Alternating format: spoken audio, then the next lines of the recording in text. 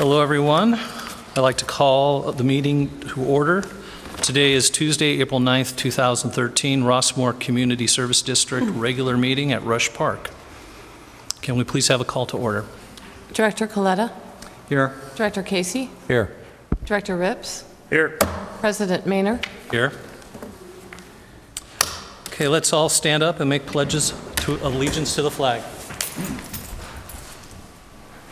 I pledge allegiance to the flag of the United States of America and to the republic for which it stands, one nation, under God, indivisible, with liberty and justice for all.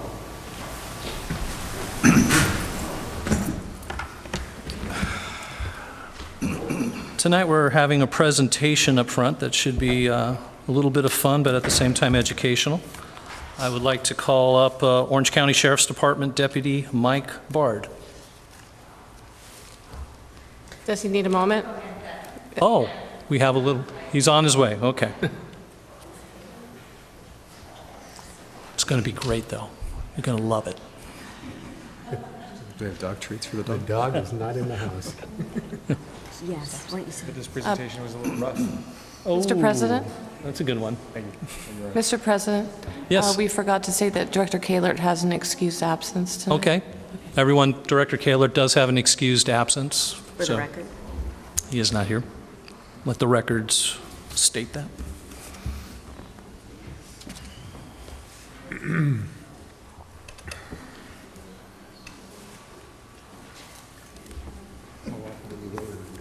No. No, that's cool. Could say he's on duty. We could. He's just giving up. Do you know what the presentation and the first report have in common? Uh-oh. They both have a lot of bark. Come A on, lot of bark. Okay. work with me. There we go.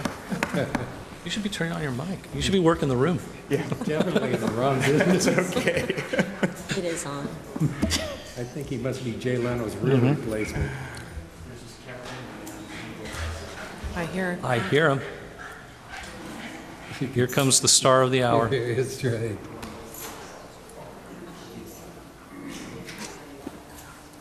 Maybe Bill did show up. There we go. All right. I think we all know who's in charge now. Who is taking control of our meeting. Hi, Deputy Burke. Is it my turn? It is your turn. Indeed. Do we have a portable mic for the gentleman? Yes, we do. It's coming. Would you like a portable mic? Oh, sure. Here you go. Like,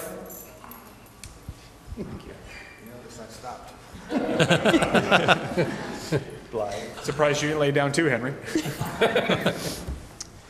hi, I'm Deputy Berg with the Orange County Sheriff's Department.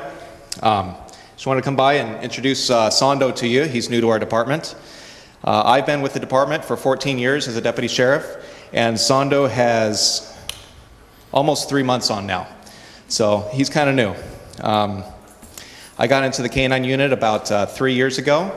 It's something I've always wanted to do, and went through with one dog, and this is my second dog. Sondo is currently trained on patrol. He's trained to find things. The reason we use dogs in law enforcement is for their nose.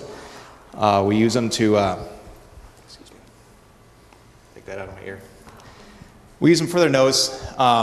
They find things, evidence, and people. So some of the things, if you lose your keys in a park or something like that, the dog has the capabilities with his nose to go find them. If you Good to know. if you have drugs in your car,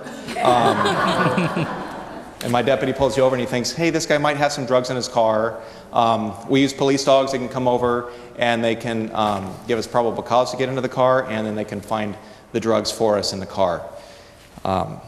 If you're a bad guy that takes off running from us and you've committed some serious offense like burglary or a robbery, or say, for example, somebody has maybe a knife and they've threatened somebody with that knife, and then that person maybe hides in the house, we could use Sondo here to find that guy and help us apprehend him. So he's a good dog. so far. He's got 3 months on, so he's the rookie of the team. And the capabilities, like I was saying about the nose, they say they can smell about 1 million times better than we can.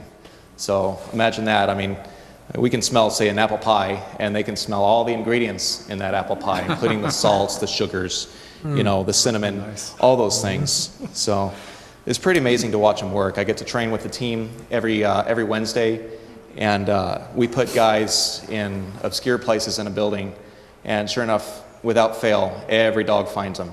So and every time, they don't usually fail, at least at training. And dope too. I mean, they're pretty good at it. He has not been dope trained yet, but one day he will be. He's a pretty happy dog, as you can tell. So, let's see what else. Good thing or a bad thing? These dogs, I know.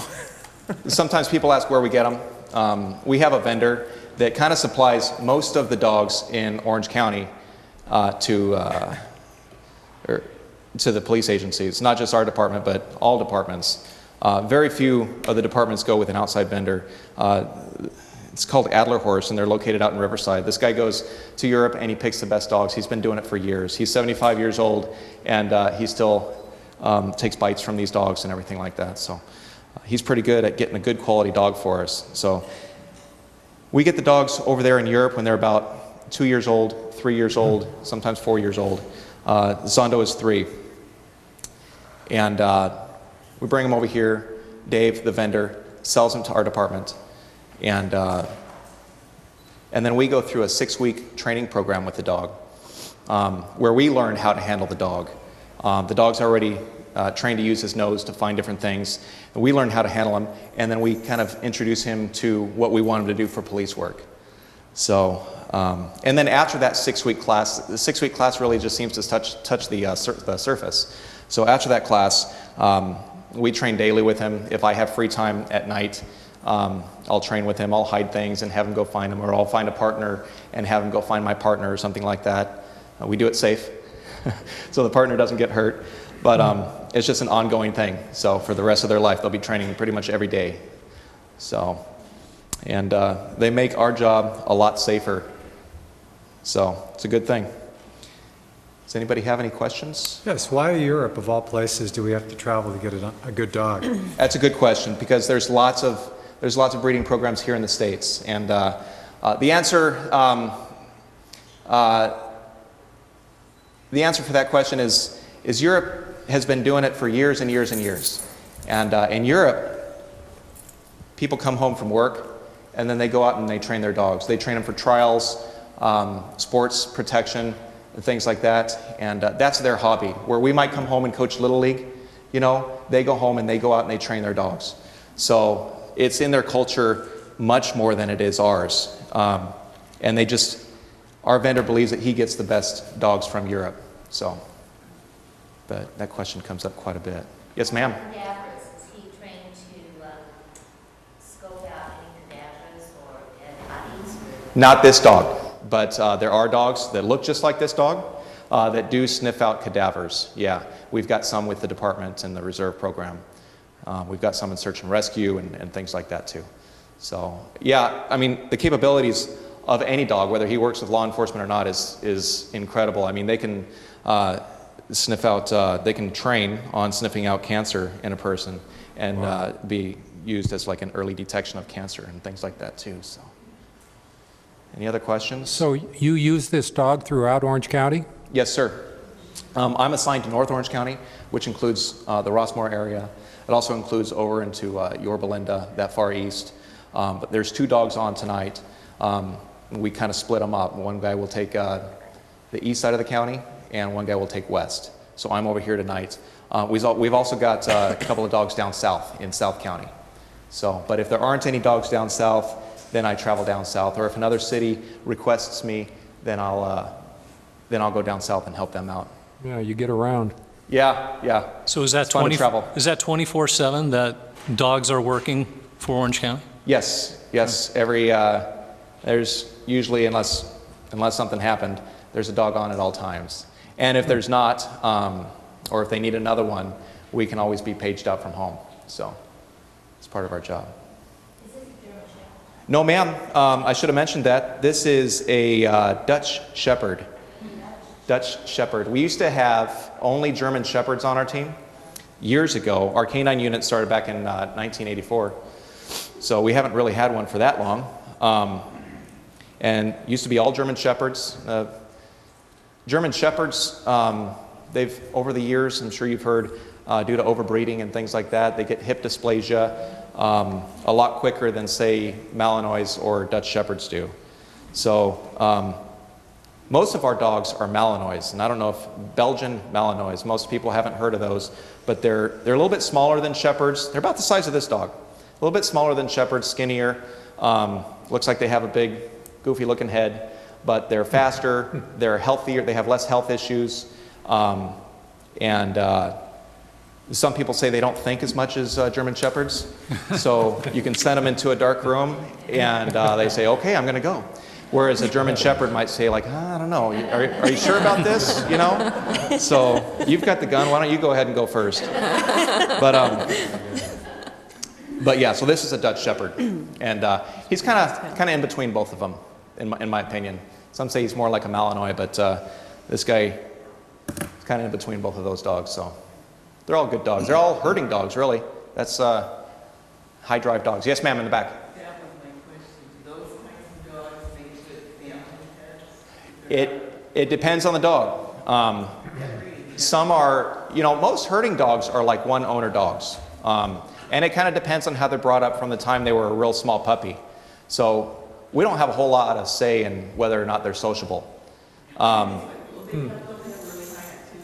Right. They need a job all the time. They need to work. So this one happens to be very social. I can tell whoever brought him up, little Dutchman over in Europe, he obviously cared for him and, you know, kept him around kids and things like that because he's pretty social. So whereas other dogs, not so much, you know, and you can tell, you know, you just, okay, that's not a social dog. That's a dog strictly for police work, and that's his job. So we have both. He lives with me. All these dogs live with us. And because he needs his rest and he needs to remain a work dog, he doesn't sleep inside and cuddle at the end of my bed or anything like that. So he's got a little space in the backyard where he sleeps. So, and he's sheltered back there. So, any other questions? There's got to be more. Yes? What has he done in Rossmoor? What has he done in Rossmoor? He's This is it. this is his debut. This is his debut in Rossmoor. So we just actually graduated a few weeks ago with the basic academy. So hopefully in Rossmoor he'll do something wonderful. So Yeah. and we will let you know. So his good days are to come, I believe. So hopefully we don't hope for any burglaries or anything like that, but if there is one, you know, maybe we can use Sando to help catch that guy. You don't have any wells to rescue Timmy or anything? No, he's not so much, you know, we could use him for things like that, but we have to be very, very careful as far as like search and rescue stuff. I would say we hardly ever do that, but we have, so we just have to be careful. Any other, also, going back to your question about Europe, breeding is one of the main issues that our vendor, I remember this after you asked, likes to go with his European clients is what they call selective breeding. They choose certain dogs, and as they come down the line, like most of these dogs, not all, but most, you can trace back their ancestors to years and years and years ago, you know, to the main parents. What was the name of the vendor in Riverside again? Adlerhorst International. Yeah, I think I've heard of that. So Dave Reaver is the owner's name. So it's a humble looking place, but he sells to all law enforcement agencies. So most. So any other questions? I have a, oh, go ahead. How many years? Yes, ma'am. Has a dog served you? Good question.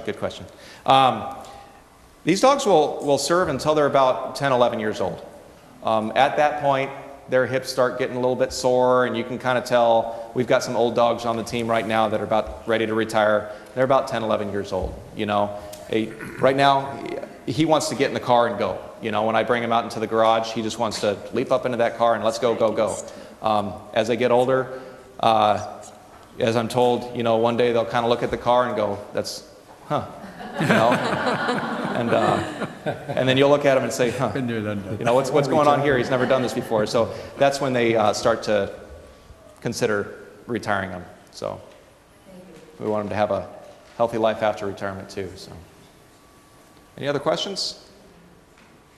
I just had a quick question. Yes, ma'am. Yeah, I read about a Supreme Court case where they ruled that drug-sniffing dogs could not be used by law enforcement agencies around the perimeters of homes without a subpoena, and I was just wondering if the policies at the Orange County Sheriff's Department have changed at all as a result of that, or if that was an issue. Well, that's a Florida case, and we base a lot of our decisions not just on our current policies, but on case law as well. So we don't typically use our dogs to go search the door front of a house and then get a warrant. We usually have other reasons if we want to get into that house to get a warrant. But yeah, it's an interesting case. So it's decided, and we'll see what happens with it. But yeah, everything we use, we can only use our dogs for what's within the law, and that's now law in Florida. So we won't be doing that. We can still use them as for probable cause, say, to get into a vehicle, or to search an object if we're already in a house for a legal reason. And that, say, for example, there's a safe, you know, we can have our dog sniff that safe and then get a warrant maybe to get in that safe or something like that. So, good question. Yes, sir, in the back. When you say they like to work all the time, what consists of? I mean, is it just patrolling? Are they happy doing that? Or? Well, for the dog, it's all play. So it's all play. So what we consider work, you know, to them is absolute fun. So if I go throw a ball for him, to him that's work. He's getting out some angst. When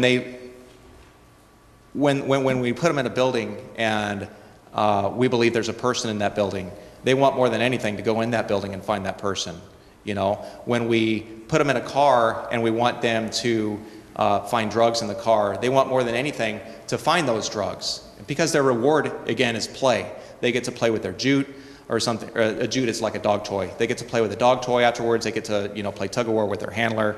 So for them, work is play. So they want to do whatever it does so that they can play and be happy. So, and they're high drive dogs, like I mentioned before. So they put all their energy into that. And if they're not putting their energy into something all day, they're going to want to get into other things, you know. So that's why sometimes high drive dogs are hard to have as just simply pets. Yes, ma'am. If after they've gone through your training program, they don't quite make it, then what? Then Are there other agencies that can use the dog? absolutely, yeah. So if for whatever reason, like I mentioned, that 6-week class, if they don't make it through that 6-week class, they exhibit some characteristics that department might not want. With our vendor, he's going to give us a different dog, and he's going to take that dog, and he's going to sell it to another agency. You know, that dog may, for example, go with an agency that just does dope, or just sniffs for narcotics, or just sniffs for bombs, or maybe a search and rescue dog, like someone mentioned earlier, something like that. So we can always use these dogs for their nose. So even if they don't turn out to be the best, say, patrol dog for what, say, our department would use them for, yes. Yes, ma'am, in the back. Do you ever take them into the schools? Into the schools? To look for drugs? Not with this dog, I haven't yet. He's not dope trained yet. So when he's dope trained, I'll be called to schools and we'll be doing stuff like that. Absolutely. Yes, sir. So you mentioned life after police work. Do you have a home for them, or where do they go? Yeah, good question. When they retire, typically they'll stay with us. We get to buy the dog at the end of their work life for $1, and at that point, we assume all liability for the dog. So But typically the handler will want to keep that dog because he's been with it every day, you know. So that's the way it works out. And then they get to grow old and get fat at home. What's that? Your last dog? No, my last dog was actually a bomb dog, so he went to another department and is now sniffing for bombs. So, any other questions? No, this is a muzzle, something we use in training, or if we, you know, what we do when we train is, well, we use it on duty too. In Europe, they start out with like burlap is one of the materials that they train on, and so they start playing tug of war with the puppies when they're like 7 weeks old, and they tug and tug and tug, and the dogs learn to like that, and that's my toy, right? Well, then they make that burlap into like into a bite sleeve, what we call a bite sleeve, and that bite sleeve, you know, you would hold like this. It's got a metal bar in it, so the person holding the bite sleeve can't feel anything, and the dog bites that bite sleeve that's on the human form and plays tug of war with that. Okay. Eventually, they graduate from that bite sleeve to a full like human suit that's made out of burlap, and then the dog can bite anywhere on that human suit. And again, it's his toy. He's wagging his tail as he's biting this person. He's not biting and releasing and biting and releasing because that's what dogs do when they're scared. He bites because he's having fun, and he bites and he pulls towards the handler and things like that. So they love that equipment. When they see that equipment to this day, their eyes just get really big. If you were to bring a guy in a suit in this room, he would sit up and he would be, you know, charging over there, want to go over there. So, but right now he's mellow, right? So what we do is we start taking that equipment away because burglars don't wear the burlap sacks when they go into your house and burglarize them, right? So we want them to be able to bite a regular person that's not wearing the burlap. We take all that equipment off and we use something like this. And this way they can't hurt our agitators, you know, or what we call our decoys, our fake suspects, and they get to go and it's like play biting type of thing. So, and it gets them used to biting with no equipment. Any other questions? Yes, ma'am. The sheriff obviously has dogs. Do you know of any local police departments that also have those, or how do you help each other with dogs? Yes, we help each other. Most agencies, even small agencies, will have a dog or two dogs. If, for whatever reason, we need a dog or another dog, then we can call one of those agencies that'll help us out. Just like they can always call us and we'll help them out. And it's a mutual aid kind of thing. So, okay, if that's it, if there's no more questions, I'll be out of here. Again, my name is Deputy Burke and this is Sando. So, thank you. Thank you very much. Thank you. No tricks?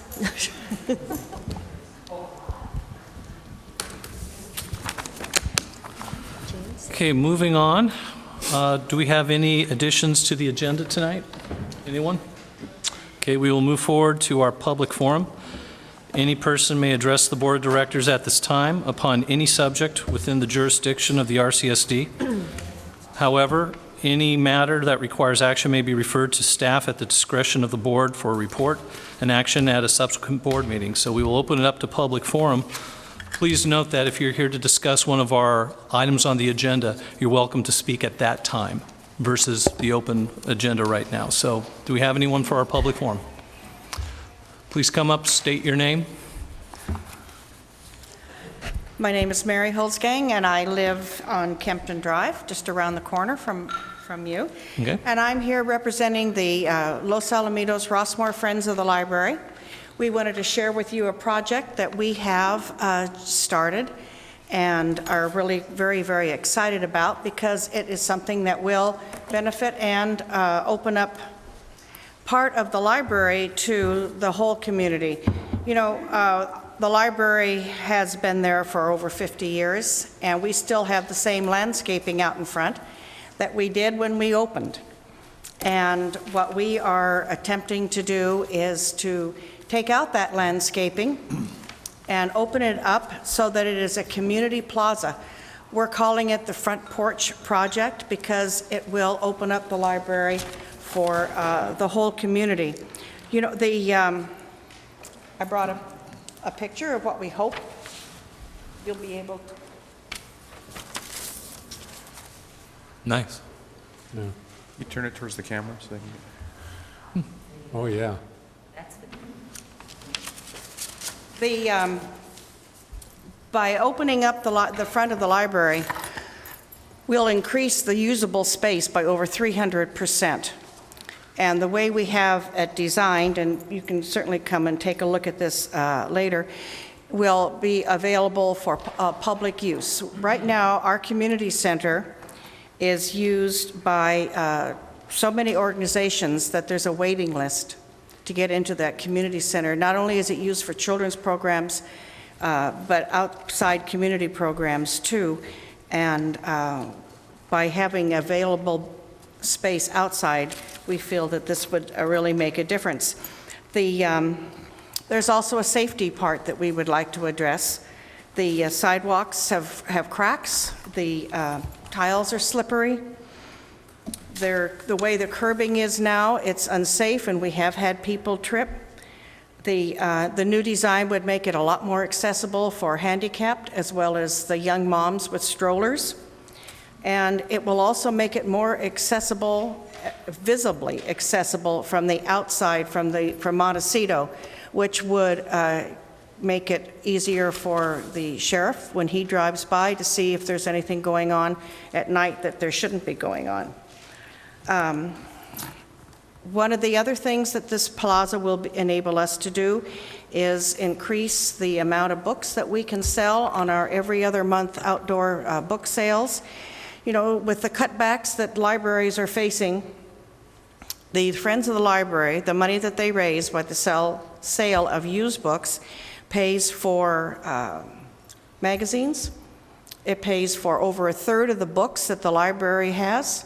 It pays for DVDs. It pays for some of the computer access that we have. It pays for a lot of the extra help that we need. The county no longer gives us money to put in subs when we need them, and the Friends of the Libraries takes care of that for the libraries. All libraries in Orange County most have Friends of the Library, and this is something that has become a very big and important thing. So that's why we're here. We wanted to share this with you. We do need to raise a lot of money, and we wanted to show you a couple of the ways that we're planning on doing this. We are going out to the communities. We service not just Los Alamitos and Rossmoor. We service Long Beach. We service College, Seal Beach, certainly north of the freeway, people in Leisure World, and even Long Beach. So we feel that this is going to be a great benefit to everybody. Hi, I'm Dale Clark, and I'm also working with Mary on this committee. We are in the throes now of our fundraising. We're here just to give you all an idea of what we're doing as information to the community. And so one of the things that we are doing is to raise funds. Our goal is $100,000. And so we're starting to accumulate some money right now. We've had a contribution from local residents.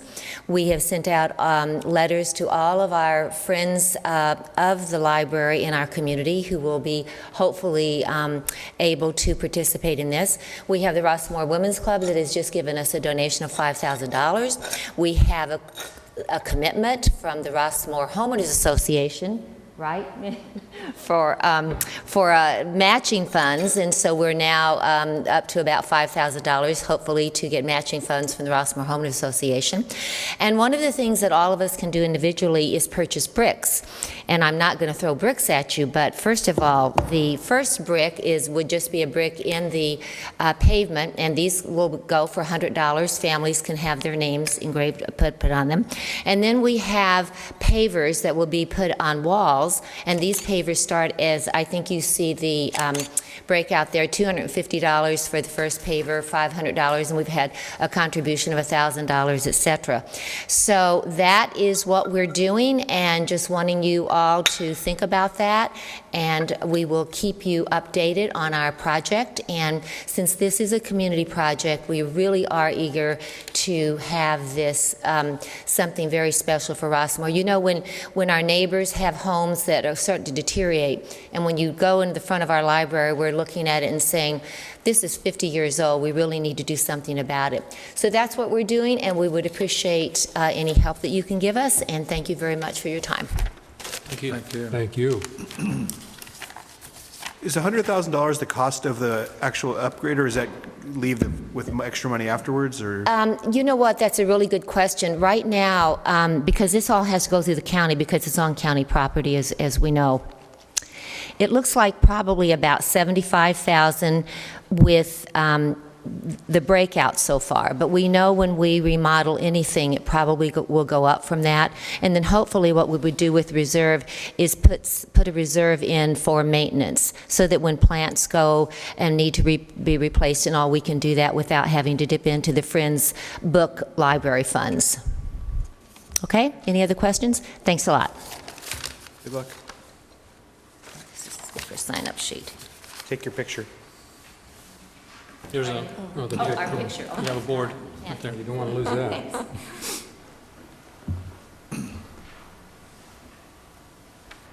Good evening. I'm Bev Houghton with the Rossmoor Homeowners Association, and that was a perfect lead-in because the Friends of the Library will be having a booth at the annual Community Festival, which is what I'm here to talk about. As we all know, we have a great festival every year, co-sponsored by the Rossmoor Homeowners Association and you, the RCSD. This year it will be again held on the first Sunday in May, which is May 5th, from 10 a.m. to 5 p.m., and it will be better than ever. As our flyer says, be prepared to be amazed. We have Elvis starting off the day, an impersonator, of course, to get us all in the spirit, followed by We Care doing their second annual high heel dash, and they're going to do it right down the middle of the park this year. So it'll be really fun. In the meantime, the vendors will be all set up. Many new ones and old favorites will be there too. The Orange County Sheriff's Department is going to have their helicopter land in the parking lot again this year. They'll have the boat, they will have a classic car, their K-9 unit, and they will have booths that will be providing information to the attendees. Rides for the children of all ages will be spread out throughout the park, from the little carousels to the bounce house to the pony rides and on, and some new games to play and some old favorites. The car show, we do expect a good turnout again this year for this car show, and it has some of its own sponsors this year actually, and it's going to have some vendors over in the car show area, which is something new that we haven't done before. Food trucks, we have joined the food truck frenzy, and so we're having several food trucks that serving us this year, along with AJ Concessions, and RCSD is going to be selling bottled water, coffee, donuts, and sodas for anybody that wants those. If anybody wants to know what food trucks, it's going to be Burger Monster, Rancho A Go-Go Barbecue, and Front Porch Pops. So if those are your favorites, come on down. Entertainment will include 2 choirs from the Los Alamitos Unified School District, one from Hopkinson Elementary and the other from McAuliffe Middle School. So we're looking forward to having them. Our favorite magician, Mr. Porkpie, will be back, and much more as far as our entertainment, which will go on all day. Except when we're having our dog parade, of course, because we will have the dog parade.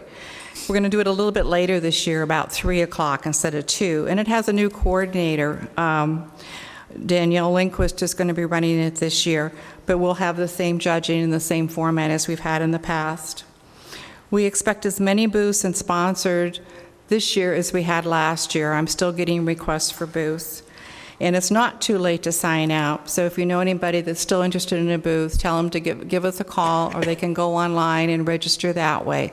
And we're also continuing to accept sponsors for our event. So we look forward to seeing you, everybody there. Come early, stay late. Do you have any questions? No, thank you. Yeah, thanks so much. It was a great update. Thank you. How can we be sure it's not the real Elvis? You just keep bringing it, don't you? Just was asking a question, wouldn't you know? Do we have any more people who would like to take part of the public forum? Seeing as I don't see anyone raising their hands, let's move on to Section D, reports to the board. Next up is a report on tree plantings in parkways and a status update. Mr. President and members of the board, at last month's meeting, you requested a status report on tree plantings on the parkways, and agenda item D1 is such report. Mary Kingman, RCSD's tree consultant, is here to field questions. Before you pose any questions, though, I'd like for you to turn to page 10 of the agenda, the vacant site report. And as you will see, of the 216 total vacant sites, 98 have been determined as plannable sites, 13 unplannable, and 85 low priority, and 20 sites, there have been requests by residents not to plant a tree. And at this time, staff is requesting the board's direction on how to handle the 4 remaining covered parkways that are included with the total 13 unplannable sites. These 4 covered parkways, the county has indicated that they will not uncover due to residents' objections. And then also, we would like the board's direction on how to proceed with the 20 sites where residents have requested no tree be planted. Would you like to add anything to that, Mary? I think you covered it. Okay. Any discussion, gentlemen?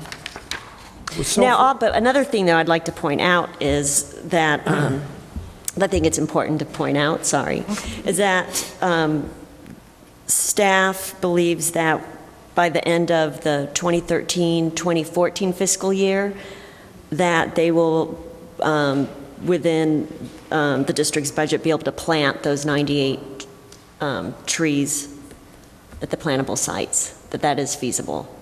Okay. What's your vision for the 85 low priority as far as funding?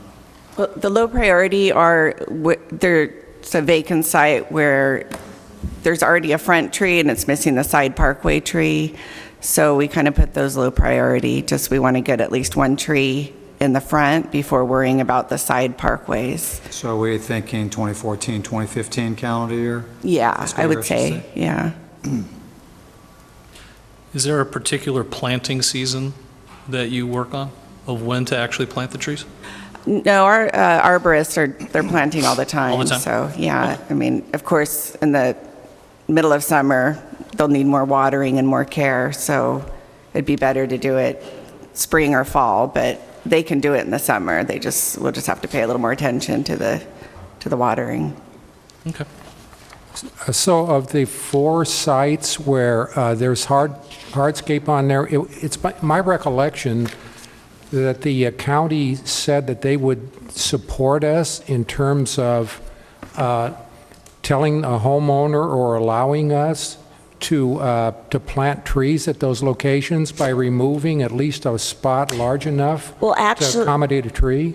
Well, actually, there were originally 21, correct me if I'm wrong. There was 21 originally 21 Right. covered parkway sites, and the county did assist us in removing the covering on those sites in all but 4. And the 4 that they have recently told us that they would not uncover, they had received protests from the residents. Now, General Counsel has recommended that if we want to proceed with planting trees in those remaining 4, that we should apply for an encroachment permit with the County of Orange.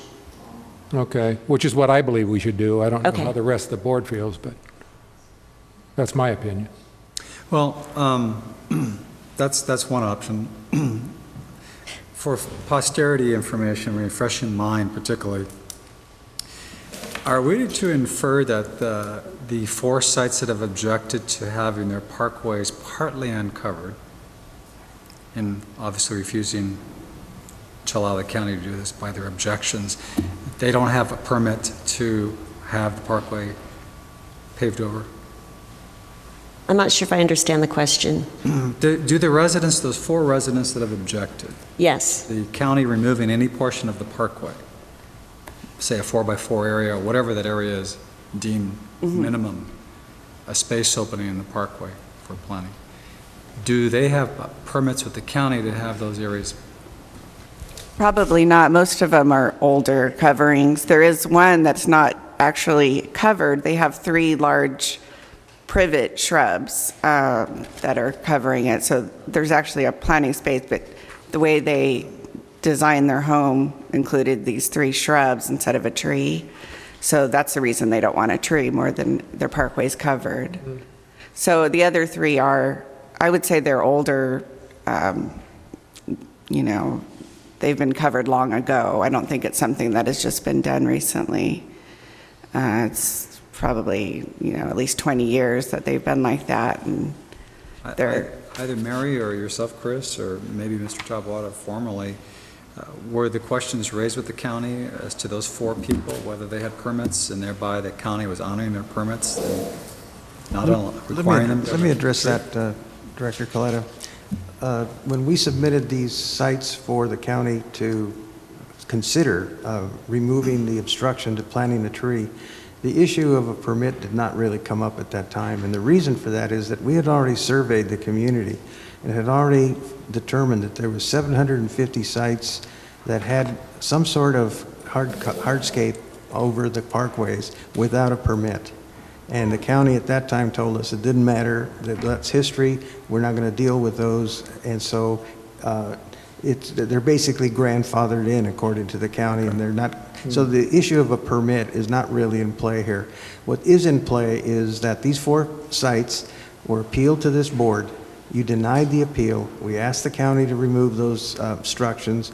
The county said, we'll do all of them except those where the resident objects to doing it. We will not confront a resident at this point. So as General Manager Montana has indicated, the next logical course of action is to get an encroachment permit from the county. If they grant it, then the board can decide to go and do it ourselves. If they don't, then General Counsel would have to advise you on future options. Thanks for that background. I've forgotten that. Yeah. As did I. Well, So those 4 are on page 11 of 90, and they're the ones in red. Correct. It was about a year ago, I think, that we denied, and if my memory serves, these were the people who put in a written appeal but didn't show up to actually ask. And I think that's why we said. Yeah, I why believe we that's denied. true. Just going off of memory, if that. You did have some people that came and appealed here to the board. There are actually footnotes. Okay. There are various actions. Okay, so the discussion, gentlemen, is we denied the appeals. Now the county is coming back saying that if we want to proceed, we have another step to take. So now let's open up the discussion of how do we feel about this?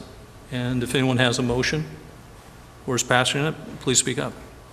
Well, I think that if council is recommending that that's the process, that he concurs, Mr. Kovacevic concurs with the proposal that the county has set forth as a first step. I assume Mr. Kovacevic is, through the manager, spoken to the county that they would honor our application and give it the good faith objective screening, and this is not going to be an exercise in futility and they're going to deny it? We've not had a discussion about an encroachment permit with the county this far, because that wasn't an issue the last time we met with them. Okay. Now we're at that step where you have to. I understand, but I was just wondering if those questions have been asked through council or through the manager of the county representative. They're going to give this a good faith objective review of the application, and it's not going to get met with a summarily denial because there's a rejection or an objection by the resident. I haven't had a discussion with the county about whether or not it's likely that they will accept our application for the encroachment, Right. but I absolutely can do that to see if it is doable or, simply a waste of time just to get some kind of feeling. Well, I imagine But either way, you may want to go ahead and go through the process just so that we know how to proceed in the future. Right. I mean, I'm all for it. I think we need to follow through. Yeah, as am I. You have any comments, Director Rips? For me, it seems like the 98, the 85, and the 20 are higher priorities. They are higher priorities, but that doesn't mean That is this something doesn't else go to away, though. consider, is just the timing. Just because you're for it, maybe you'd want to wait till after the 98 trees are planted first. It doesn't have to necessarily be done now, but that's for you to decide. I just think we have more strength that whenever we try to go after this legally, to say, look, we've gotten all these other trees that are now planted, these are the remaining 4, or the remaining whatever, we need to move forward on it. But if you guys want to move forward, I have no issues with it. It's not high on my list. Mr. President, members of the board, you actually have another issue, and that's the 20 trees where people have said they don't want a tree. And so you'll be That's a faced separate with that issue. same situation at that time. So this could be a test case for what the county will or won't do with encroachment permits. Then county council can advise you on what next steps are with people who say absolutely no tree. Okay. Good point. Is there a motion? Yeah, I would make the motion that we proceed with filing applications for an encroachment of the parkway. The objective of planting a tree in the space that's available on the fork. And with regards to the other 20, I'll make a separate motion. Okay. So there's a motion on the floor. Is there a second? Second. All in favor, say aye. Aye. Aye. Those who oppose? Oppose.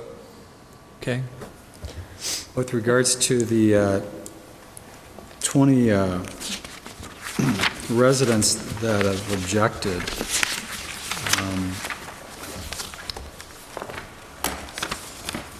have we had recent contact with these people, or are these... Most of the list was a former list that I was working off. So how old is that, Mary? I've added some on there that I've dealt with since I've been here. So a lot of it is from a former list. So I haven't tried to recontact these people. How old is the list now? I'm not sure. It was a list that I got from Mr. Reynolds? files, yeah, so. I think that list needs to be refreshed. I think it was an ongoing list that he had going, so I don't think it was something he compiled within a certain time period. I think he just had it as an ongoing list. As he came across these situations, he would add the site to that list. And I've continued to do that, where I've added to the list. So the next step, I guess, would be to recontact these people and send them a letter, but Or another option would be to simply move that list to include it with the plannable sites. I mean, maybe there's someone else living there. Yeah, and that has happened been a with while. a couple situations. Just move those to So, plannable sites and start anew. yeah, so All right, I would we make might be able to get the list down when we recontact. I think so. that's a good suggestion, Ms. Montano. I would make the motion then that we revisit those 20 and see if there really is 20 remaining residents. Right. By revisit, do you mean to contact the residents, or just to move them to the plannable site list and send them a letter as we would anyone else when we make plans to plant a tree at a Yes, vacant start the site? process again with them, since we don't actually have dates. We Yes. just have a predecessor. We don't have enough information. We don't know how long it's been open. Let's get our facts together, and I'm not Okay. sure that that's a motion, or is that a motion for want us to direction? direct you to do that? We got to give the manager direction. I was hearing Is two that- different, I was hearing two different desires there. You were saying Yeah, one I thing, don't and I think- was hearing something different from Director Coletta, so I just want to make sure. My position is to recontact those 20, and if it's by means of putting them in a different category, that they're now in the plannable site category, and here's a letter saying, Right. dear resident, or however you choose to do it. But Okay. at least those 20 should be contacted to revisit them. Are they the same owner? Are they the same mindset? Maybe they like Right. Ms. Kingman, they didn't like Mr. Reynolds' approach. I don't know. Okay. I'm speculating. Is it a different species that might be more Yeah. attractive to Right. them, of trees to plant? I just think refreshing the list and touching the community and getting a handle on, then if we find that it's not what we think it is, we can come back in a month or two and give us an update. Okay, why don't we just transfer those over to the plannable site list, and I don't believe we need a motion for that. Yeah, we're It's just an administrative tabling this function. one issue. Agreed. Okay. Jeffrey, I'm fully on board. Maybe it wasn't articulated correctly, but I think... It's good. Okay. We're good. Anything else that we need to give the manager direction on this matter? Anything else on trees in general? Is there any other direction we need? No, not at this time. We don't need to prioritize any of the plantable sites in terms of which ones would be I'm first? actually prioritizing them. You are doing that. Based on, Uh-oh. I missed it, President. Don't Sorry. move. I'm prioritizing them based on the streets, how empty they are. There's certain streets that hardly have any trees, so I'm trying to get to those first. Yeah. Reasonable enough. If residents want the tree, I put that as a priority. Good. If they're calling saying, I haven't had a tree since I've lived here, can I get one? That would be a priority. So I am prioritizing it somewhat, but, and then I'm also making sure it's, it's a good plannable site. And then if it's not, then we have to move it to a list that something might have to be done with the site then. So, such as they have hardscape or shrubs or something in the way that Right. needs to be removed. Sounds like a workable plan. Okay. I think we have someone who would like to speak. Mr. Anderson, you want to come forward at this time? This is specific to trees, right? Yeah. Okay.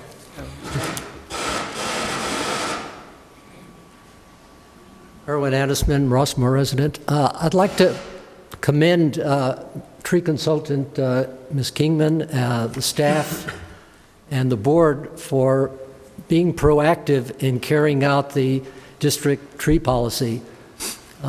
Trees are an important part of Rossmoor and an important part of the district's functions, and one of the reasons that the district was originally formed. It's amazing that there are people who choose to live in Rossmoor and benefit from the benefit. They get the benefits from our urban forest, but they don't want to contribute to it. Fortunately, there are few and far between, so that's good. I do have one question on the report, and that is in the site at Wallingsford where there are the junipers. I don't understand why that needs county approval when it simply can remove the junipers and put in, there's a cutout there and they could plant a tree there. So maybe that you clarify that. Mary? Thank you for. Good question. Thank you.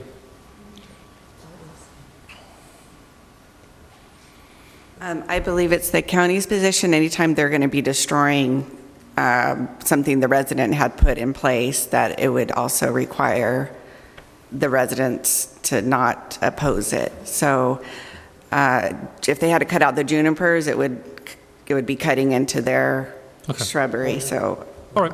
I believe that's why. What's that? No, she has I don't not. think so. She appealed and we denied it. You might be thinking. Do you have personal knowledge of something different? Well, that came up. What was that?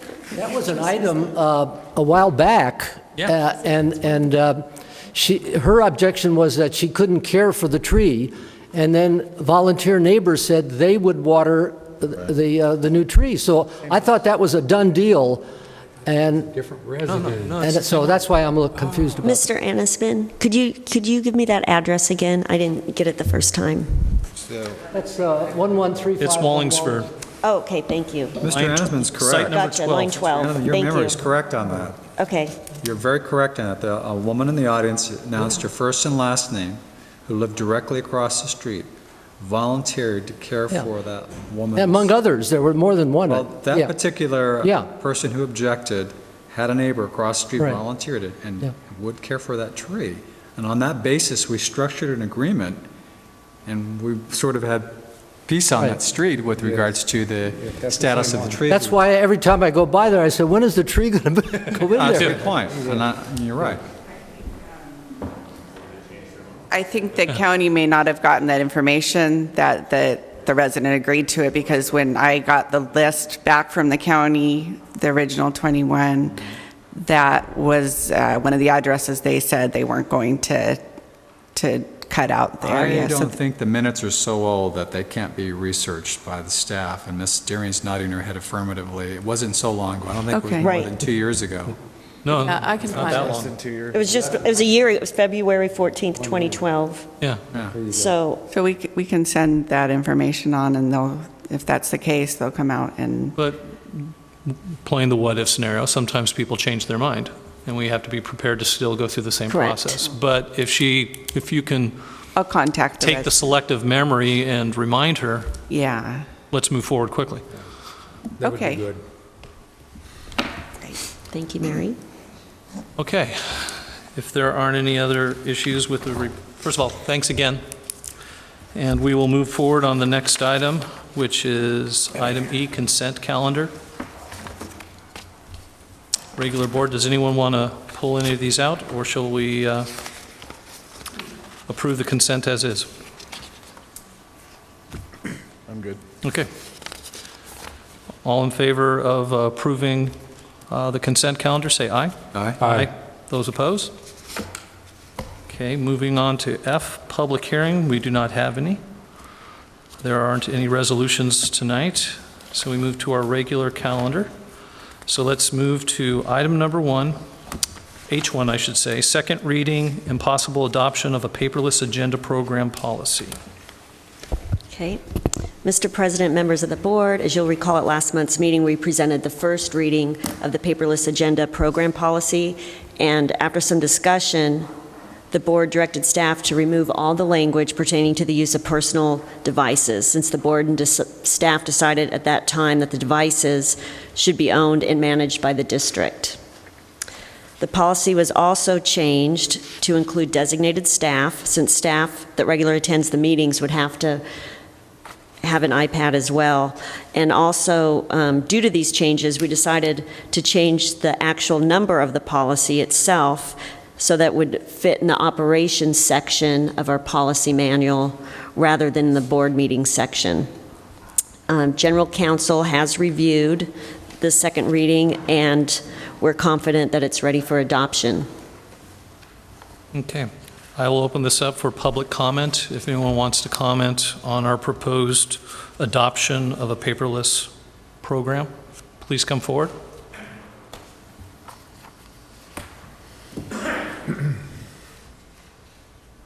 Evening, Dave Burgess, Rossmoor resident. I'm just wondering if it would be possible if any of the board members actually have the Apple device, and maybe they could try it at one of the meetings and see how they actually like it and see if it makes sense to do. That's all I have. Okay. And by the way, Dave, I do have an Apple device, and I have brought it here from time to time and have used it. And did you like using it for the agenda? I am a paperless guy. Okay. Yeah, if it makes sense. There's no need, and especially the amount of time that it takes for them to put this together and the return of analysis. I don't know if you were here at the last meeting. I was, yeah. Elizabeth did a fantastic job actually doing a return on investment, and it literally pays for itself almost instantly. So, Okay, and again, I myself already have my own devices. I don't need another device, but I like to personally have the separation of my work, my personal, and now my community service. So No, it's good if you've actually tried it and you like it, and you have the I'm what opinion. they call an early adopter. Great. Not sure exactly what that means, but good. I got the original one, so I'm 5 generations iPad in the state. I still enjoy the device. So, any other public comments on our paperless initiative? Okay, now I'll put it back to the board. Let's open up a discussion. Anybody have any issues or comments about the red line? Let's speak now. I have a couple of comments. First, both comments are on the same page on either page 1 or 47 of 90, depending on how you want to look at it. And the first comment is, and I'm sorry I didn't let you know this earlier because I reviewed it a couple hours before the meeting and I didn't make a phone call, it's in the last sentence of that page under 3096-23. And the sentence starts out with board members and designated staff issued iPads. I think it should say board members and designated staff do not have any personal privacy right in any manner created, received, stored in, sent, et cetera, and the issued iPad should be removed. It's redundant. Let's see. Well, basically, they're saying if you take that away, I'm just reading this out loud with you, it basically says that you, Mr. Casey, a board member, you don't have any personal privacy right in any matter created, received, or stored in. What they're saying is the iPad is the way I read that. Right, except that iPad is in there twice. And I think if you remove this, If board members and designated it reads staff properly. issue iPads, do not have any personal privacy right in any matter created, received, stored in, or sent from any district iPad, and board members shall authorize. I should have corrected this offline instead of bringing it up now, but I didn't notice it soon enough. Not sure I agree with that. Alfred, what do you think about the language? I was going to make a revision. I see what Mr. Casey's focusing on. If removal of the words issue iPads from the first sentence takes place, I think that in the second sentence where it states, or sent from any district issued iPads. Is this, let's see. Yeah, now I understand where you're going. I understand what you mean. Yeah. Yeah, I think Does it it make flows, sense it now what flows I'm better saying? when you remove it. Right. It flows better, yeah. Because in the previous iteration of this, the original, that had a different number, obviously, because you had the different structure, it read properly there. But when you added some other narrative, this was added in addition. And I think it's redundant. So does that So make just sense? take out issued iPads. It should just I say think board so. members and designated staff. Okay. Right. Well, my point there is you want to focus it to what the district issues, That's true as well. not Mr. Casey's Exactly. or Mr. Rips or Mr. Maynard's or Kalert's iPad. It's got to be district issued iPads. so you're an attorney, and I'm No, not. that's what I'm. I just say the way that it's written, instead of us, revising just language and redundancy, does it hurt us keeping the way it is stated? I'd say yes. What is Director Casey? Over here. Other than What is what? I'm just other saying than the remove those redundancy, two words and it's perfect. other than the potential redundancy, what is it hurting? It does. It doesn't read correctly, in my opinion. That's all. It can be revised an alternative manner, but I don't want to do this here right now. Yeah, I agree with that. As I say, I meant to bring it up on another occasion. I have an Now I'm wasting alternative, but I our board's don't want to time. do that here. So I'm not the attorney for the district, so maybe Mr. Kovacevic could look at this last paragraph. That's fine with me. But I think the intent of it being issued iPads is important to is an important statement in there. It's the district-issued iPads. Right. I agree, Yeah. but I don't want to grammatically go through it or legally go through it here and waste the time. There's somebody that's paid to do that. Right. I'm glad Mr. Casey dwelt on that and brought it to our attention. Well, if they could review it, that would be perfect from my perspective. They did review it. Take my comment under consideration. But overall, I think it's like 99% here. It's Right. great. It is. It's very good. And you know Well done. what? There's probably going to be some changes in a year or two down the road. Yeah. And there'll be some decisions that'll be made that will And we did impact incorporate. this. And so it's not, you know, a bad approach. It's very good. I think Ms. Deering and the manager and Mr. Kovacevic took a good job of assembling a policy. If you just look at that one more time. Yes. Okay, and my last thing is attachment 2. These are 10 items. What page, please? That's page 51 of 90. Okay. The 10 iPad apps for small business finance.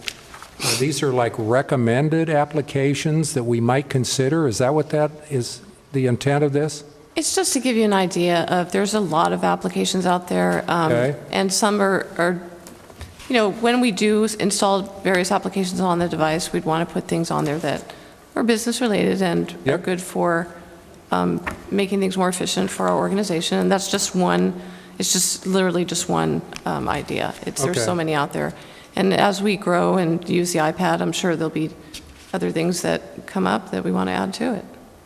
Excellent. The only part of the reason I bring it up is some of these applications are not free, so that means if we want it on our iPad, we'd pay for whatever the cost is of that app.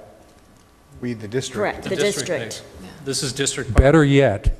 Well, it's going to be for district use. If it's, so. yes, of course. All right. if it's applicable to district There's a use. clarification. Thank you. Other than the revision proposed, I have no issue with this policy. I like the second reading. I do as well. Do we have any motions? To adopt. I motion we adopt the policy as written. Subject to the revision. Subject to the validation of that one area by our council. Is there a second? I'll make the second. Okay. I'm just going to state that I don't know why we need to vote on this tonight if there's going to be a correction made. Sure, I can't wait to the next meeting. Good point. And then vote on it as we see it in totality. And then, I mean, I think we all agree that it's great, but I'd rather vote on something that I see completed that's already gone through that final I revision. think it's by our fine attorney. as is. I understand because I agree with you, Chris. So do I. This here is, you caught what some people might think is a redundancy. I don't think the way it's written hurts one way or the other. I believe that there's a return on investment. I personally believe in a paperless way and having a dedicated device for us to use and having that separation of church and I will state. vote yes on it as is, but if we're looking for it to be revised and we're going to vote on something we haven't seen, I'm going to vote no. So I'm just letting you know that if we table that motion or decline that motion, we make a motion to vote it as it is, then I would be voting yes. Okay. I make a motion that we accept the policy as written. Well, we already have a motion on the floor, so let's. I'll rescind that motion and make a separate It motion. wasn't your motion. It was. It was his Alfred's. motion. It was his No, motion. It was his motion. Oh, okay. I had second. You seconded, okay, sorry. Okay. Do you withdraw on your motion? So you withdraw and you're now updating, please state it. Wait, but the seconder has to approve the withdrawal, actually. You have, the second has to withdraw? Okay. Well, I hang myself. I don't think there's any urgency to adopt this tonight. I really don't. So I'm good with this coming back next month. I don't need to have an iPad next month, and I can have a policy next month and make sure it. If it was adopted tonight, we could have iPads before next month's meeting. I don't have to have one next Okay. month. If it's something that's so necessary to have, I guess I just felt just a little bit of urgency because of the recent case that we talked about. no, I'm aware of what you're saying. Go ahead, Okay. please state it. Yes. Just in order to keep the district devices and district communications separate from anything that's personal, and in light of this recent San Jose case, I just felt it some urgency and. Okay. Alfred, I'm going to give you my plea now, if you will. Based on some of the articles that have sent, just so you know, I've never been able to get the RCSD email system working. Really? My current work has a policy that I'm not going to get it at work. Then I see this personal thing. I personally need the separation, and I need it ASAP, because literally I'm getting emails and I delete them instantly. I'm not saving anything because I don't want anything to interfere with my business or my personal life. So I've already created new policies for my company and a personal policy, and I would really like to have the RCSD equipment ASAP so I can do what I need to do without being overly paranoid, if you will, of the potential things that could happen. So that's personally why I would like to resolve this and move forward quickly. So we literally can have, so people don't have to put their employment at risk, their personal computer at risk, et cetera. That's why I'm pushing for this tonight. Okay. If it's just that one sentence that's holding you up, we could always adopt it with that revision, just taking out those 2 words. Was it 2 words? Or we can also adopt it as is, and then if there's a change, Yes. if there's a change that's Right. made later, as with any policy, we can Adopt it as is. Let's do that, yes. That'll be my motion, to adopt it as is. Okay, is there a second? I second. All in favor, please say aye. Aye. Aye. Aye. Thank you. Any nays? I said aye. Oh, I was pretty clear I didn't what I was forget going to do. about that. Okay. For myself, it wasn't immediate, but I can understand and I respect that. thank you. Thank you. But I think we still want the direction that that we're taking this back to legal counsel to review it with Director Casey's. Yeah, but we're issue. moving forward. We are moving forward. We did vote The this in. policy has been approved as is. If there's a way to clean up language for what I call housekeeping, That's what it is. you can please bring that back up, that's all. But They obviously, feel it's necessary. Okay. I think it's important that there was a concern. We should Okay, bring it yes. to them, Okay. have them read it, and, Okay, and if there's no issue, then we will go forward. well, we are moving forward regardless, Yeah. but we'll Yes. review. Okay. yes. Okay, we're moving on to H2, a resident's appeal of general manager's decision regarding planting or removal of parkway trees. Mr. President, members of the board, during Ms. Mary Kingman's, RCSD's tree consultant, she discovered that a Chinese flame tree had been illegally removed at 12351 Chianti Drive, and we had sent a letter demanding charges in the amount of $260, which would cover the cost of planting the new tree, cost of planting the tree, and the actual replacement cost. I'm sorry, the cost of planting the original tree, as well as the actual replacement cost of a new tree. We waived the fee for the actual value of the mature tree that was destroyed, and since then, the resident has appealed the charges by written correspondence. Okay. I'll open this up to public comment as well as Just accept the appeal. the individual who's looking for a name here of the person who... She's coming Ms. forward. Erlene, Ms. oh, Erlene here we Minton. go. Erlene, there we go. Erlene M. Minton. I'm Erlene Minton. I live at 12351 Chianti on the corner, right across the street here. And I'm here with much embarrassment, I must confess. And I'm appealing, and I would like just to state reasons as to why I had the tree removed. I have lived in that residence for 40 years, and I have probably one of the rare all-green environments in Rossmoor. I hardly ever have to water, and I have low maintenance. I'm my own gardener. I've never hired a gardener, and because in my work I was out of town a lot, so I wasn't there to maintain the property personally, but I have always had, I think, one of the nicer homes here, and I take very much pride in it. When the county came by to state they were putting trees in every parking, I have junipers all the way around my property there, and I do hire to have them trimmed twice a year to maintain again, a beautiful, I think, environment. And when I talked to the gentleman from the county before the tree was put in several years back, he assured me that the correct species would be put in. In fact, I even questioned why he needed to put a tree in, because again, I'm probably the only one in Rossmoor. I have 7 big trees in my front yard, 7. I have 6 palm trees, and I have 1 big, beautiful evergreen in the corner. And as I say, I have an all-green environment. And he, again, stated, yes, they had to do it because they wanted everyone to have a tree in their parking. And then I said, well, the correct species, you mean you're going to cut my junipers out to put this in?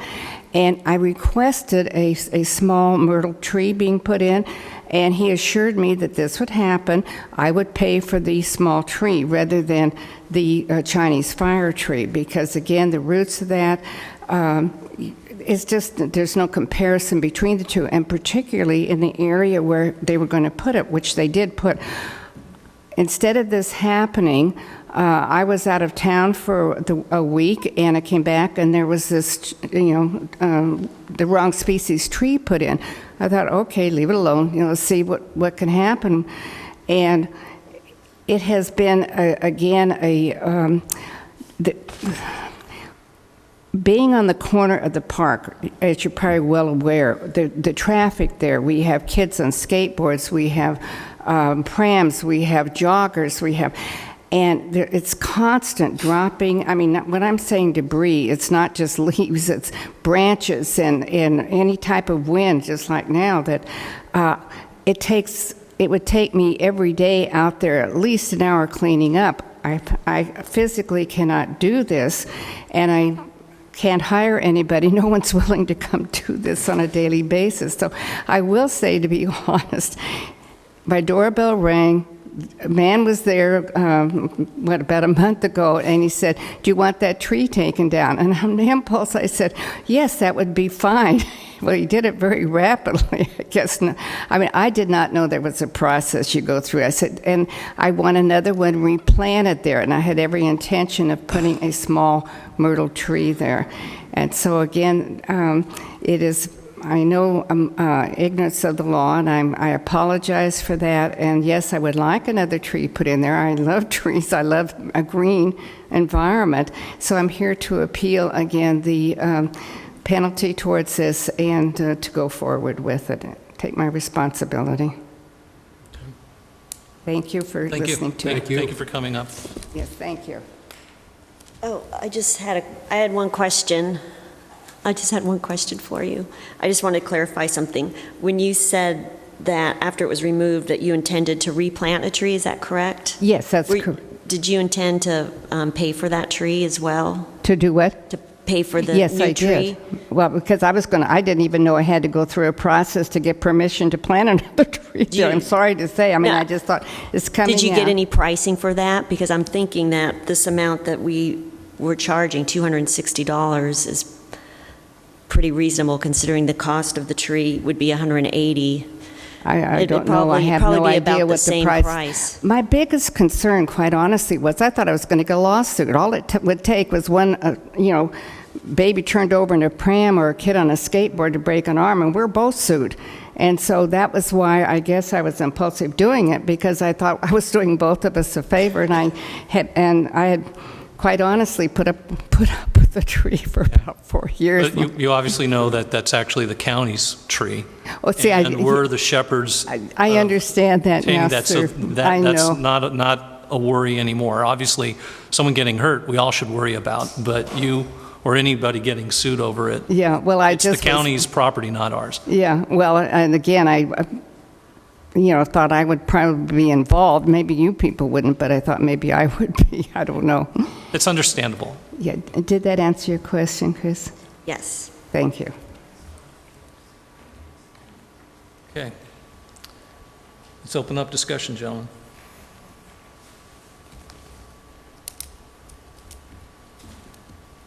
Actual cost to the tree? I know we're charging 180, but what is the actual cost of a tree? The replacement planting would be $180. And then we were also going to charge for the cost of the planting of the original tree. I understand what this says. I'm just wondering, do we have an actual cost of a tree?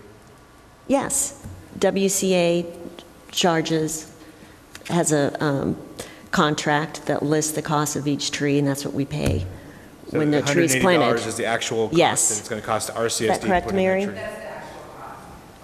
What size is that? Is that a 24-inch box? Okay.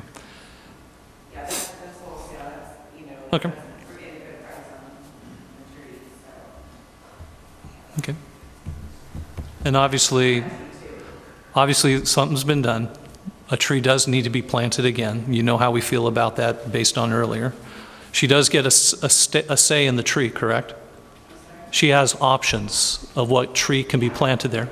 So you'll have a selection. Want to come up here, Barry? Okay? Did you want to come up here?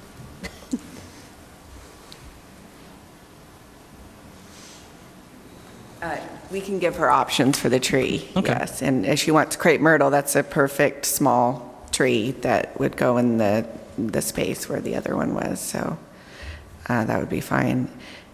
Okay. Yeah, okay. And I personally know you buy like a $100 tree, but you dig a $400 hole to make sure that tree is perfect. So there's a lot of labor if people are looking, and especially if you've been doing everything yourself over the years. So personally, as you mentioned, ignorance is not an excuse. You are very reasonable and eloquently said what happened, and I completely understand. I probably have neighbors who feel like that's their property and they're going to do whatever they want, but unfortunately it's not. It's the county's. So there was a healthy tree, and as you know, there's some people in our community who are very passionate about their trees. I hate seeing any living tree come down, and it's fortunate that that happened. And there's obviously a replacement planting of a tree that costs money based on the situation that happened. So I kind of know where I'm going, but gentlemen, do you have anything you would like to discuss before I make a motion? No, I really don't have anything else to say. My thinking is if she can select exactly what tree she wants and have the RCSD replace it, we will charge her the amount that we've stated in this document. Jeffrey, you had a comment? Well, it's not any tree. I mean, we do have a variety of trees, and she would be choosing from that. Yeah, from our palette, right. Can I ask a question? Of course you may. I understand that you were here to appeal this, and it sounded like you were clearly aware that you had to purchase a tree. What do you think that you would be paying for a tree? What do you? Honestly, I do by myself, maintain the property by myself, but I quite honestly have never Need to get her on. You need to come to the microphone. I'm sorry. Can you come to the microphone so that everybody, even on TV, can hear you, please? Just charge her for the cost of the tree. Just want to make sure that's... Again, I'm a widow, and I live by myself, and I maintain the property. I'm 85 years old, and that I have never looked for trees, never even thought there was even in my head there was a process, and I just assumed a tree, probably with the size I wanted, was in the neighborhood of $150. That was a guess. I have not even looked into it, quite honestly. So then our really good wholesale price of 180 is in the ballpark of what you were thinking about. That sounded very reasonable to me. Okay. One more question. How long have you lived in Rossmoor? I have lived in Rossmoor for 40 years, and my husband was transferred here from Denver, and at the age of 47, died of a heart attack, and I have maintained the property and reared my family here to the best of my ability. And I want to remain in Rossmoor. And we want you to remain here as well. Thank you. So I'm making a motion that, one, the replacement planting of the tree of $180 that you should have to pay. However, the $80 from the tree that you unfortunately had dismissed, to me that seems like punitive damages. So I'm making a motion that we waive the $80 of your mistake, but still have you pay for the replacement that you work with Ms. Kingman on. That is my motion. Is there a second? Second. Okay, all in favor, say aye. Aye. Any opposed? Thank you very much. That's very generous of all of you. I Thank you for- appreciate that. Thank you. Very welcome. Yes, thank you. Thank you. Moving to H3, Youth Center Rossmoor Park Summer Day Camp Partnership Proposal.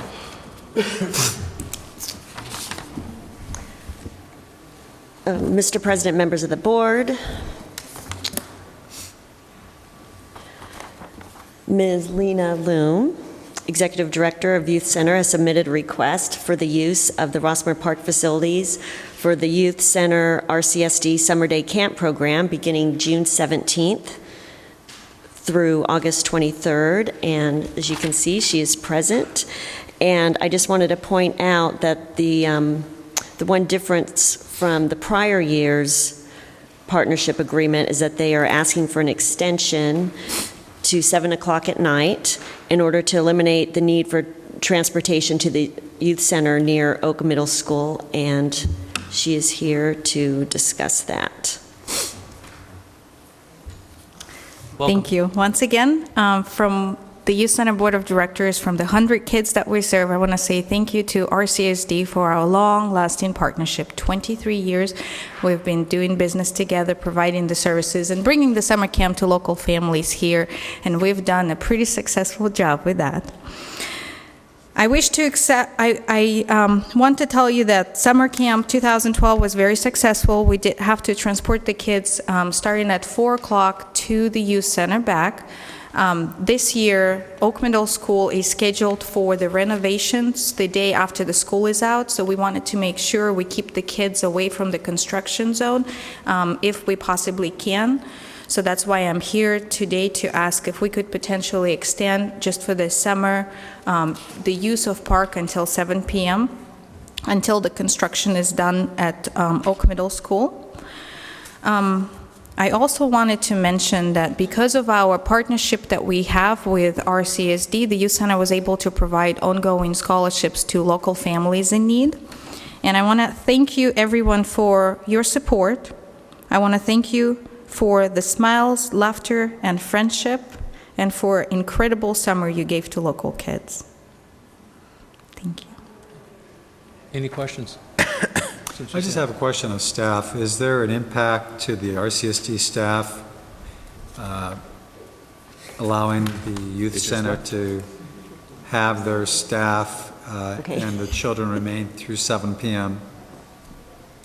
Actually, I was going to call Emily up here, but I think, oh, there she is. Emily. Mm-hmm. Did you want to come in and talk about that? Okay.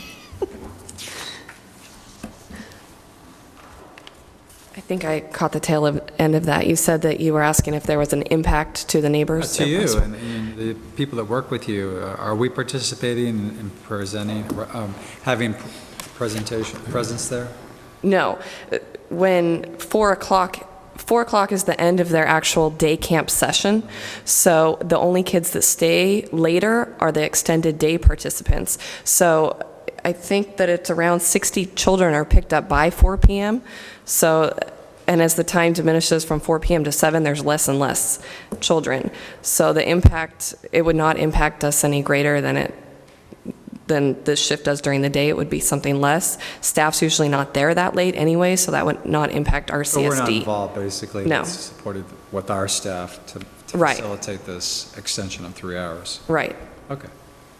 So just, this is sort of a separate question, but during the summer months, they just have access of the center there, where they have the keys and they just come in? Yeah, they have staff that opens and closes. They have access to the facility. However, we've actually had them kind of relocate since the renovations to use more of the outside space, and we schedule times where they are inside using the facility for gymnastics or for special events, so that the facility does maintain its appeal from the upgrade a few years ago.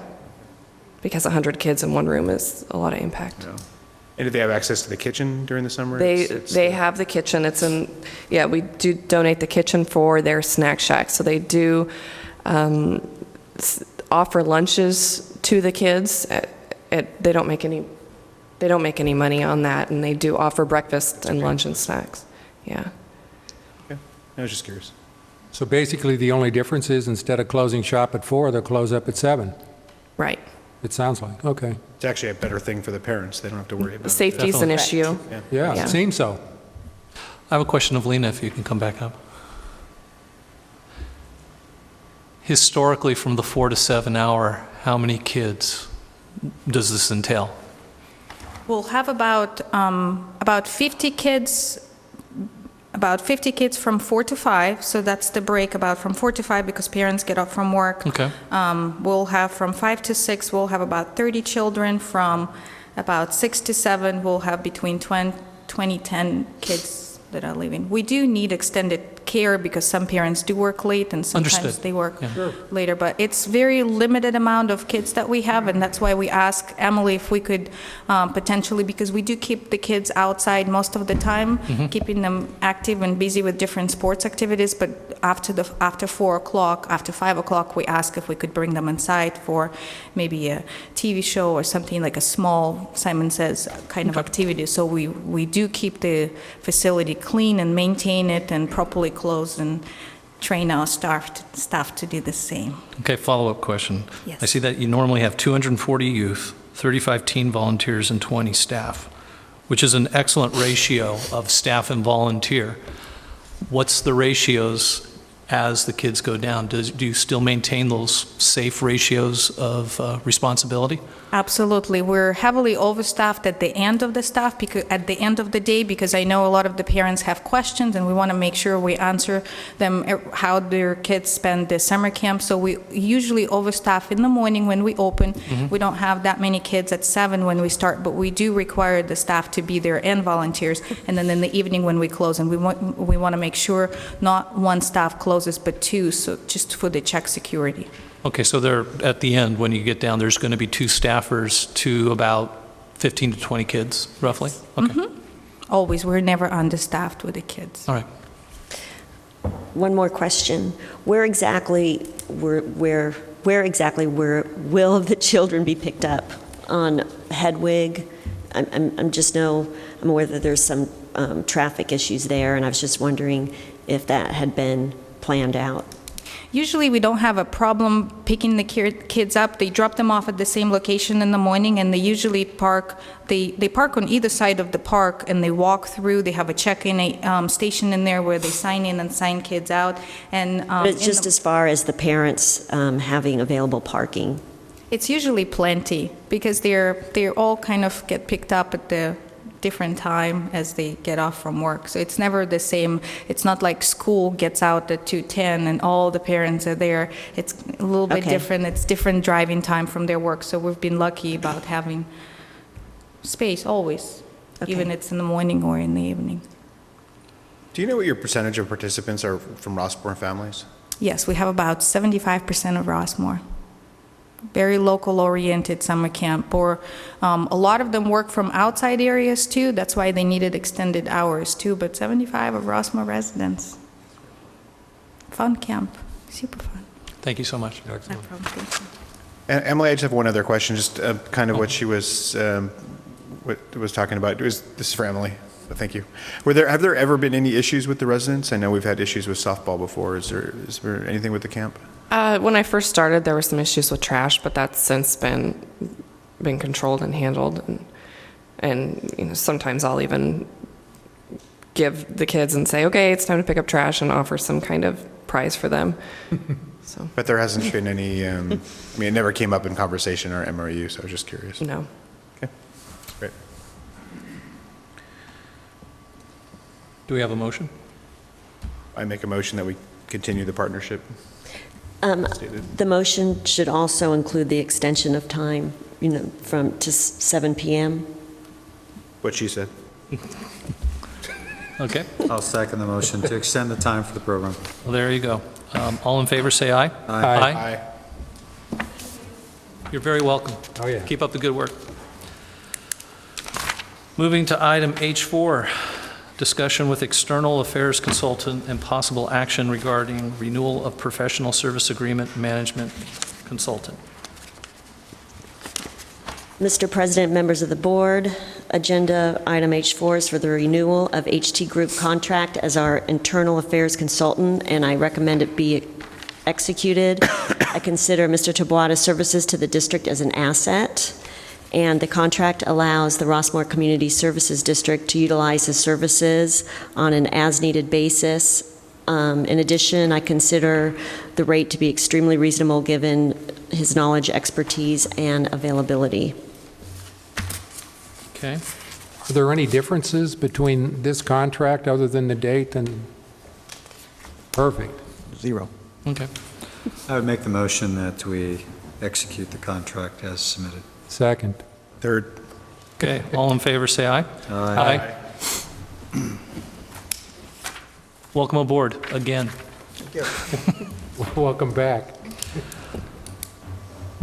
Okay, moving to I, general manager items.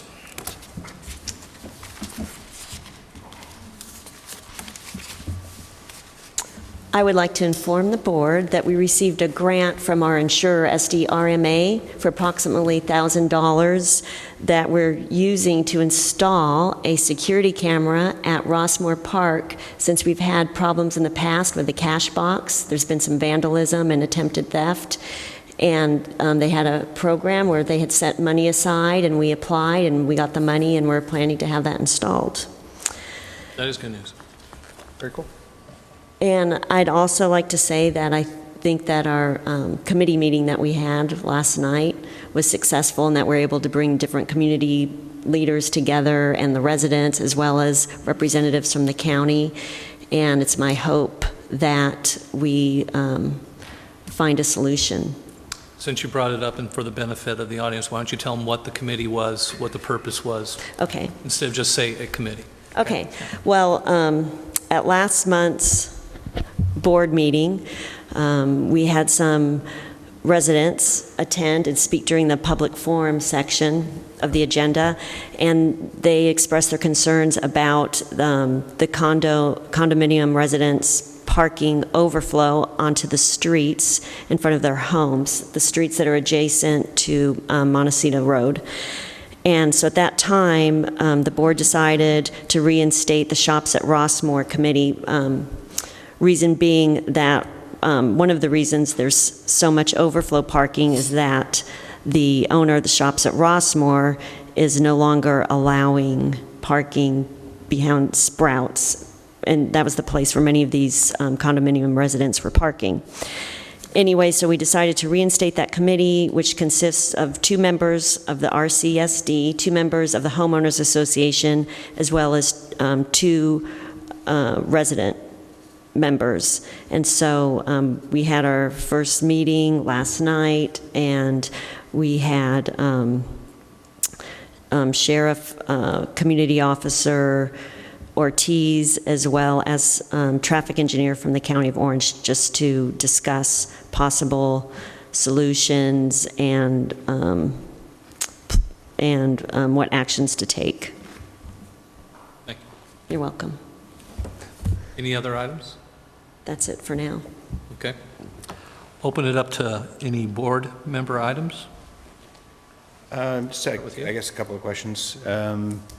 Where are we with, did we receive any of the bids for the security camera from the consultants? If I can respond to that, Director Rips. We've had contact with 3 security camera companies, one which has failed to respond to our request for a bid. We received a bid from one agency who only submitted a bid for their part of the work and with no indication of what the total cost for the equipment and installation might be, but that privately they had stated that they felt that it was in the range of $100,000 plus their estimate of their time for about almost $10,000. Yesterday I received a bid from SAS who did an extensive survey of the community and researched the options for installing a security camera project in Rossmoor, and their bid estimate came in at $135,000, including their part of the labor. What was not part of that bid, though, was whether was prevailing wage or permits required from the county or the use of electricity from some source. And the source that both companies that came out and surveyed the area, the only viable source of electricity was from power poles owned by Southern California Edison. I've contacted Southern California Edison and asked them for permission to use their light poles for the installation of these cameras. I was told by the government rep that SCE's policy no longer allowed for the use of their light poles for that purpose. But she did tell me, though, that she would take our formal request and run it up their organizational chain and see if there was some accommodation could be reached for Rossmoor. I spoke with that lady yesterday. She still has not received any indication from her superiors, but said she would follow up with it as soon as possible. So that's the current status. Thank you. Also, somebody else might be bringing this up, but I guess perhaps it might be time to have the mayoral consortium get together and discuss the Cypress trucking issue, since what other communities do clearly is affecting our residents and our quality of life. Funny you should ask that. I asked the same thing of Henry earlier this week or last Figured week. somebody might be bringing that up. And Henry, why don't you give a status of where we are? Based on a request from President Maynard that we reconstitute the Mayor's Consortium for taking up this issue. And the issue, of course, is the Cypress project, the 33-acre project, as it's called, that is contemplated in the city of Cypress, which would include bays for over 100 truck visits to basically distribute goods and commodities in and out of that facility. I've made contact with the city managers of Seal Beach, Los Alamitos, Garden Grove, and of course ourselves, and have received a positive response that they would like to meet as the Mayor's Consortium and to discuss this issue.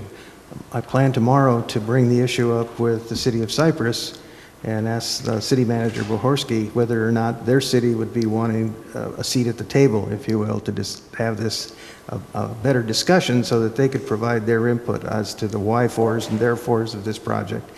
And once I have that, then we begin the process of getting these CMs, city managers, general manager, and council members, mayors, and set up a meeting to discuss this matter further.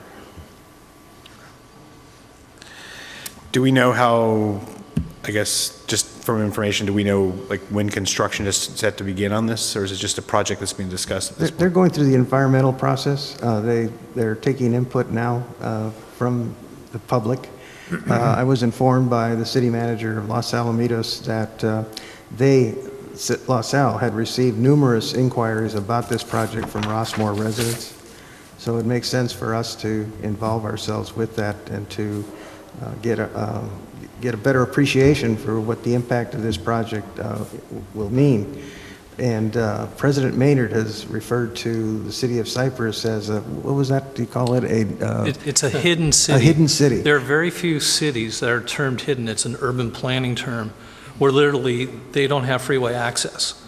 So for a city that doesn't have freeway access to put in 129 distribution center loading dock is so inappropriate. Right. It basically is, excuse my language, giving the finger to all the other communities who have to live with how the trucks get to the distribution center. Including their own. So, yeah. They're flipping themselves off, too. Well, really to the other people. So that's why I think we all need to have a discussion and speak some reason into the minds of Cypress. Invite their mayor here for a town hall meeting. So there's probably many other things they can do with that property to develop reasonable, good job creation, good taxable revenue that doesn't have to be a distribution center of 159 loading bays. All right, thank you. Start over on this end.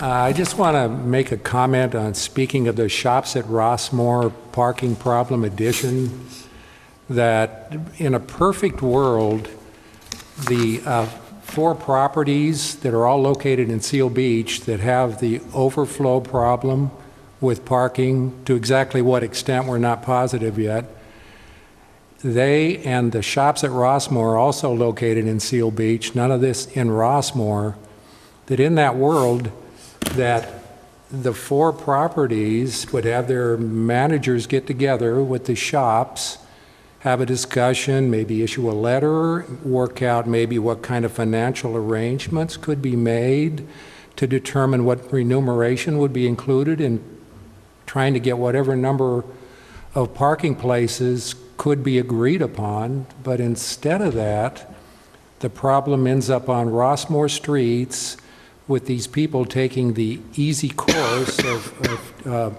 moving in front and on the streets where our residents live. So we are basically required, because it is a big problem, to get involved, and we have to lubricate the process to get those 2 parties together. And even though that may be unfair or whatever, that's, I think, the right thing to do and what we're doing. So anyway. Very well said, That's my Ron. whiny sermon. Very well said. Thank you. And that's all I have. I just want to thank the staff once again for bringing back the iPad policy back to us and all the hard work going into it. And I look forward to it taking off and being a constructive tool for us. But secondly, and more importantly, I'd like the staff, the manager, and the board to give consideration to the Friends of the Library's request for consideration.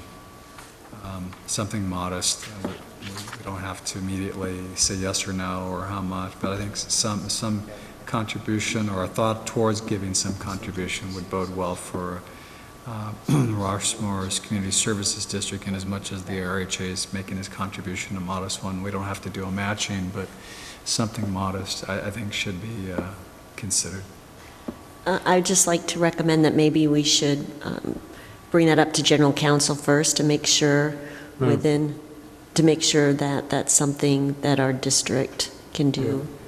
Because I totally agree with those sentiments. I've been talking with those people off and on, and it really is great for our community. Right. Yeah, but If it I falls agree with within our Ms. powers. Montana. If it's Yeah. appropriate, Right. I think we're all on board. True. But let's Correct. run it to make sure that we're not doing something beyond our means. Yep.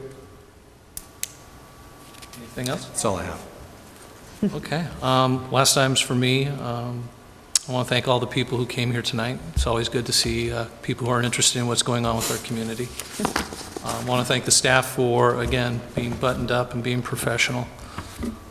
Specific to the library, I want to encourage people to donate. I consider this my library because I live like 9 houses from it. I feel like I almost live there. So you can expect a couple of gifts personally from the Maynard family, but I encourage all of us, whether it's the district or individually, to support our libraries. I actually, when I'm done with books, I actually donate them back.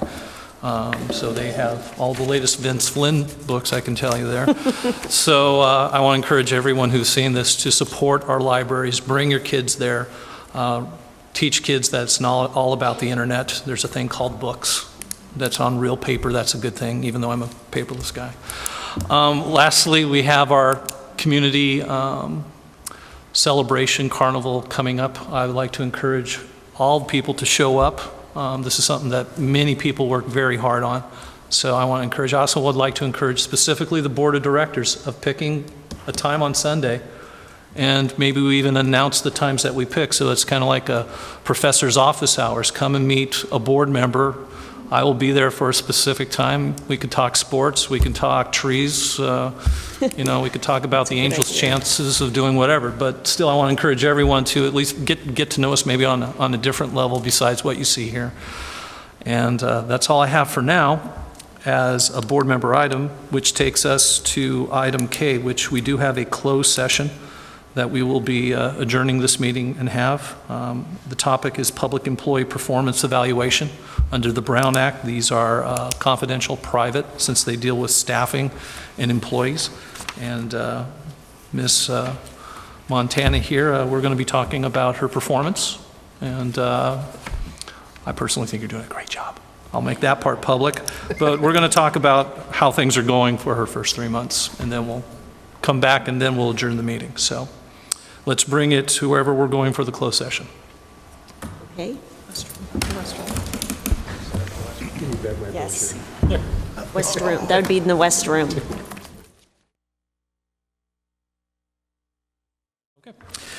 We just came back from a closed session on public employee performance evaluation. There are no actionable items from that, which leads us to adjournment. Is there a motion for adjournment? So motioned. Second. All in favor? Aye. Aye. Meeting adjourned.